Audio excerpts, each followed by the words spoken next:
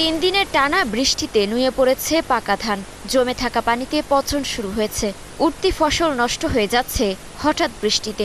কয়েকদিন পরই কৃষকের গোলা ভরত রোপা আমন ধানে। কিন্তু বঙ্গোপসাগরে সৃষ্ট ঘূর্ণিঝড় মন্থার প্রভাবে চলনবিল এলাকায় ব্যাপক ক্ষতি হয়েছে।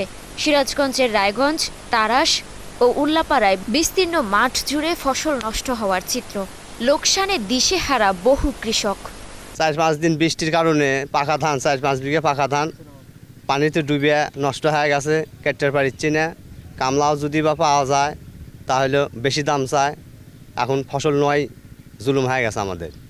এখন কী করে ফসল নেবে? আমার ফসল পয়সা নষ্ট হয়ে যাচ্ছে। 7 বিঘা ছিল পাকা ধান, একদম পাকা, এরকম পাকা ধান 90 ধান। সে 90 ধান পুরো মাটির সাথে মিশে গেছে। এই আবহাওয়াজনিত সমস্যার জন্য মনে করেন যে ক্ষেত খামারে যেগুলো ধান পান ছিল পাকা ধান, এগুলো সব বৃষ্টির কারণে সব তোলা যায়, মানে অনেক প্রচুর পরিমাণ ক্ষতি। আমার এই 8.5 বিঘা জমিতে পানির তলা এখন আছে, যেটার ক্ষতি পরিমাণ দাঁড়াবে 1.5 লক্ষ টাকা।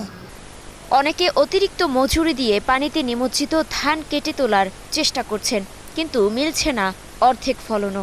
এ ক্ষতি পুষিয়ে আগামীতে চাষাবাদের মূলধন জোগাড়ে বিপাকে কৃষক। কামলার এরম মূল্য হচ্ছে যে বেমাক তাগের দিলেই তাও চলে না। তা এখন কিছু পয়সা গেছে, কিছু রক্ষা করবার পারলে সামান্য কিছু উঠবি, খরচাপাতি উঠবি না। বিঘা 20 জমি আবাদ করছিলাম, তার অর্ধাংশ জমি পানির নিচে অবস্থান করতেছে। এই অসময়ে বৃষ্টির কারণে আমাদের কৃষকের যে পরিমাণ টাকা 1 বিঘা জমি আবাদ করতে খরচ হয়, তার অর্ধেক টাকাও এখান থেকে ধান বিক্রি করে আসবে না।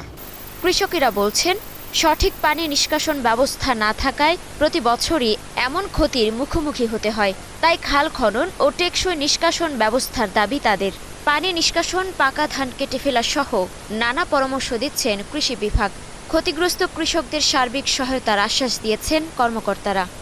যদি পুরোটা ক্ষতির পর্যায়ে চলে যায়, সেক্ষেত্রে আমাদের ঊর্ধ্বতন কর্মকর্তাদের সাথে কথাবার্তা বলা হবে। ভবিষ্যতে যদি সরকার থেকে কোনো সাহায্য সহযোগিতা করে, তাহলে ওইসব কৃষকদের আমরা সেভাবে ব্যবস্থা গ্রহণ করব। বিগত কয়েকদিনের বৃষ্টিপাতে সিরাজগঞ্জ জেলায় মোট 407 হেক্টর জমি আমাদের বিভিন্ন ফসলের আওতায় যেটি আছে জলাবদ্ধতার কবলে পড়েছে। এর মধ্যে 236 হেক্টর রোপা আমন এবং রায়গঞ্জ উপজেলায় 120 হেক্টর।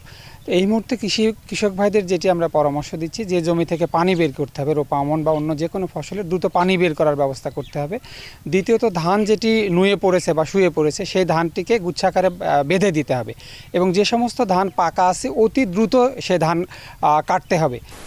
শুধু রোপা আমন নয়, নষ্ট হয়েছে মাসকলাই, মসুর, খেসারি, সরিষা, আলু, পেঁয়াজ ও মরিচের ক্ষেত।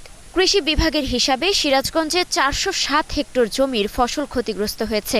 তবে কৃষকদের দাবি, ক্ষতির পরিমাণ এর চেয়ে অনেক বেশি। Desk report, star news.